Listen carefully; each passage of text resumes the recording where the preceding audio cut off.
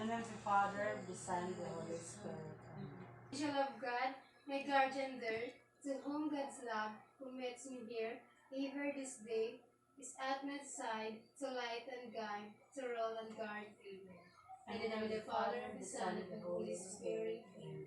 Good morning, class. Good morning, sir. Okay, now before you sit down, let's pick up all the pieces under your chairs.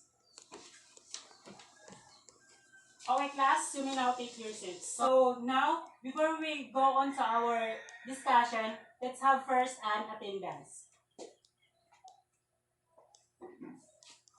Rochelle, Present, sir. Miriam, Present, sir. Genevieve, Present, sir. Grace. Present, sir. Alright, very good students. All are you are present today. So before we move on to the discussion today, let's have first a recap about the discussion that we have tackled yesterday. Anyone who can still recall the discussion that we have talked yesterday? Anyone from the class? Sir. Okay, Rochelle. So the topic that we discussed yesterday is about predicate and subject. Okay, very good. Yesterday we have discussed about the subject and predicate. Okay, so now since it is early and we have enough of time, we are going to have an activity. Is it okay for your class? Yes, sir. Okay, so what are you going to do? I'm going to show you a pictures and then we're going to identify or give the exact name of the picture. Is it clear? Yes, sir. Okay, let us start the game.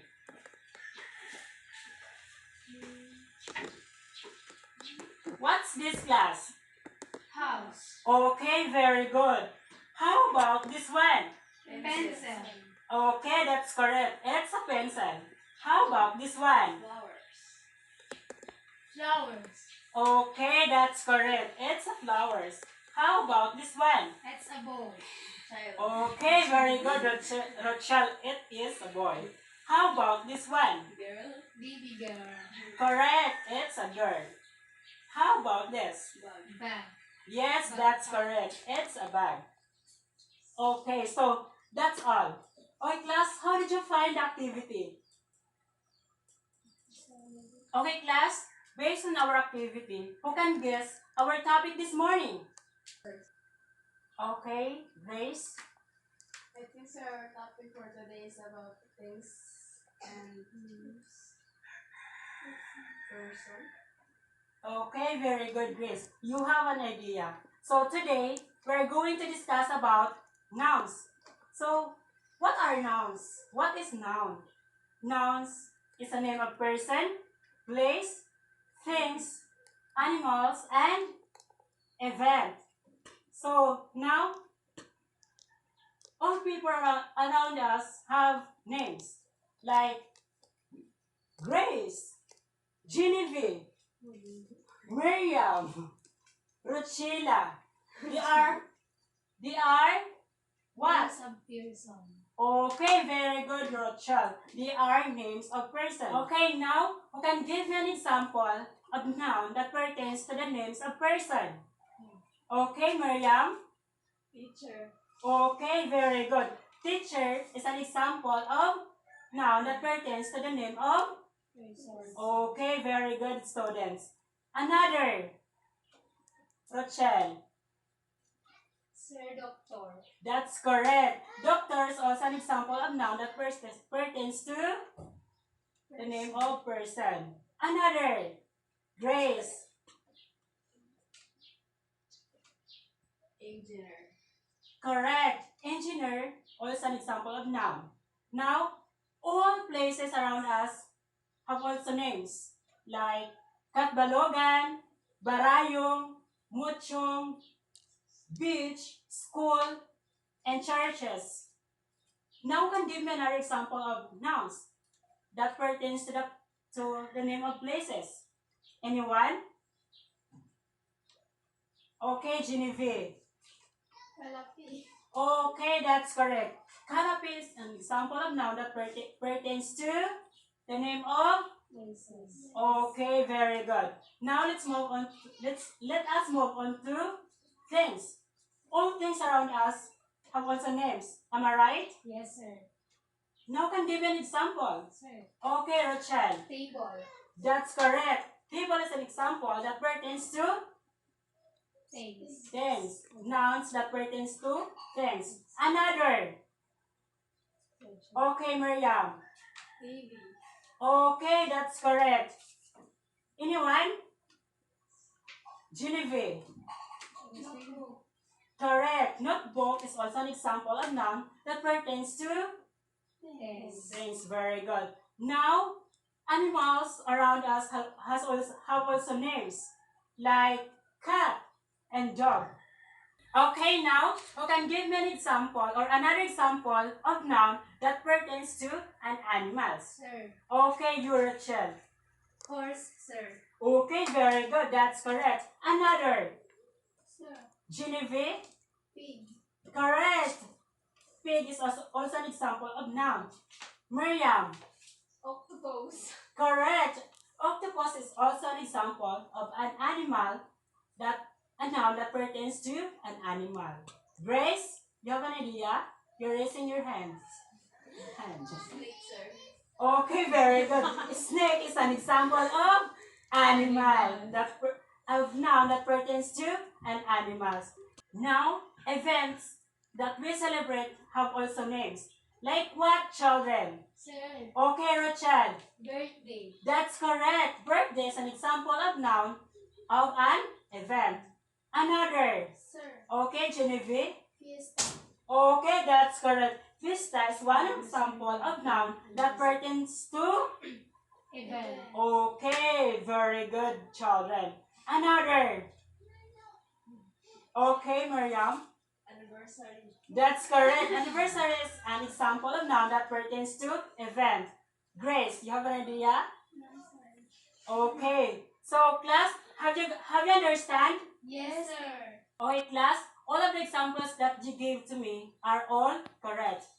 But always remember, class, that we have a lot of events and occasions that we celebrate, like Christmas, and Independence Day, birthday. They are example of event, noun that pertains to an event. Now, for you to be able to have an additional knowledge about nouns, I will give you an activity.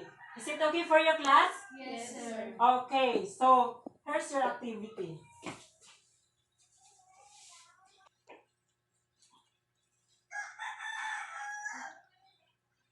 So here's your activity. For the group 1, grade 1. So I will read the instruction. Identify or give the exact name of each pictures that I will be giving you later on. Present your work to the class. So grade 1 is yours.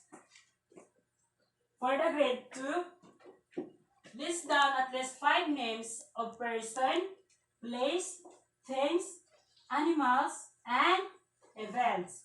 Listing or doing the activity, share your work to the class. So for the group 3, analyze the sounds. See whether it is for thing, place, person, animals, or event. So now let's start the activity. Waiting po sana.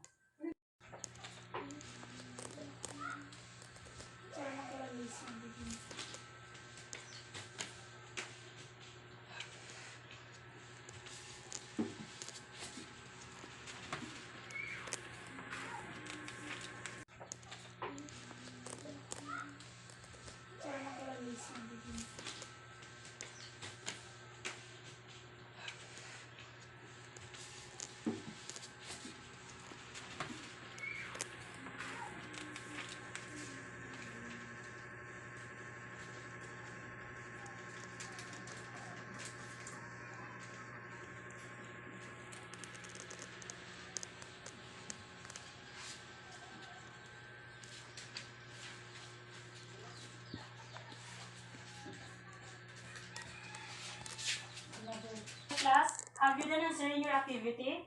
Yes, sir. Okay, now let's move on to the presentation of your outputs. Let's start with the group 3 or grade 3. Grade 3, come to the front. So, what sounds this? Or from what noun is this? Animals. Okay, that's correct. How about this one? How about this one? About sounds of person, sir. Okay, very good, that's correct. How about this one?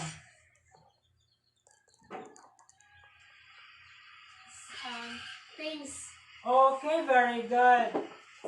Grade 3. How about this?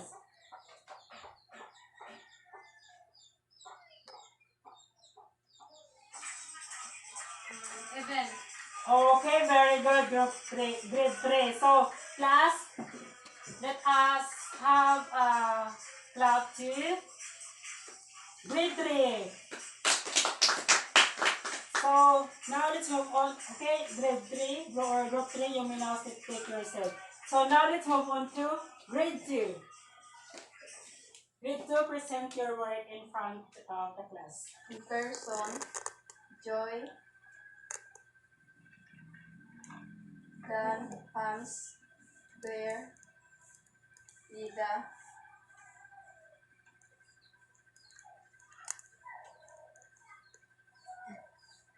Place, House, School, City, Church,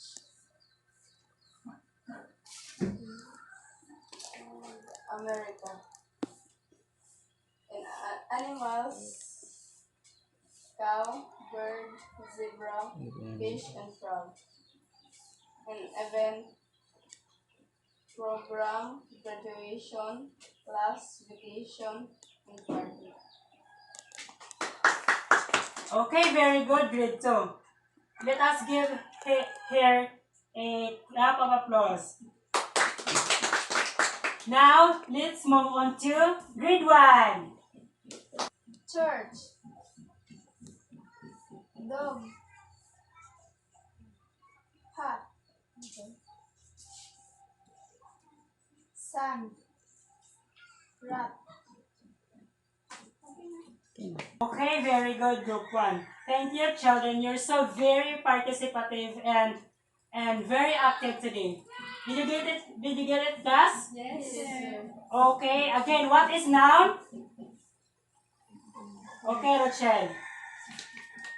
Nouns, it pertains to name of things, person, places, and events. Okay, very good, Rochelle. That's correct. So, is noun important to us? Yes, sir. Why? Okay, Rochelle, you have an idea? Okay, stand up. Sir, noun is important to us to be able to us to identify the things and the name of person and anything. Okay, very good, Rachel. That's correct. So, nouns are very important to us because we learn different names. And maybe if we don't have the word noun, we don't have names too, right? Yes, sir. Okay, very good. So, do you get it? Yes, sir. Okay, now I will give you a quiz. What's your quiz?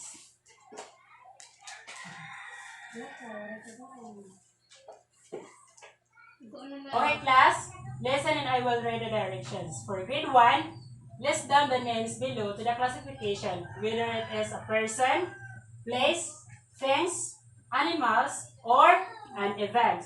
For grade 2, write if the following is a person, place, animal, thing, event, or event. 2 points each. And for grade 3, analyze the nouns being used in the sentence. 2 points each also. Did you get it, class? Yes, sir. Okay, you may now start answering your quiz.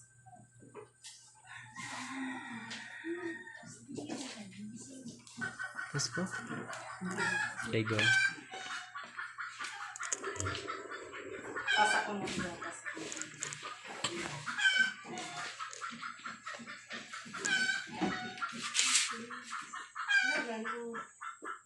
Okay, class.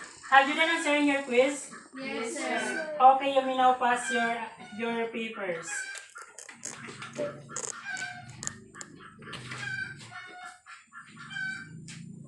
So, now, you may copy your assignment.